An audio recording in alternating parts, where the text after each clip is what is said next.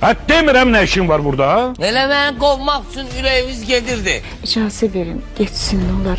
Ben size sonra her şeyi danışarım. Bizdə bir xanım var, Aytaç adlı biri. Deyirəşib ki, mənim yerimə qalacaqsan. Sən də biraz diqqətli ol da dediyin sözlərə, mübahisə nəyə lazımdır bunlar? Mən hiss eləyirəm, o qız çıxıb gedəcək. Hara gedəcək? Kimi var o? Bugündən işdən azadsan, gedə bilərsən.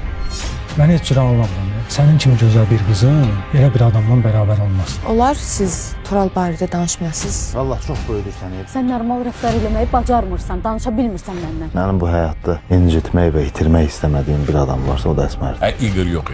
Mən bu günlər bilmişəm ki, kişinin adı İlqar imiş. Bunu görə birinci araşdırardıq, yəni tələsdik. Zal öz payını buna satandı. İqor Yaşardan hissəni ala bilir. İndi bizə qalır rəsmiləşdirmək. Əgər sən belə eləsən, Yaşargilin qulağına çatacaq. Mən o bir hissələri alandan sonra biz olacağıq əsas adam. Bu İqorun soyadı Qafarovdur. Bu İqor Süleyman qohumudur.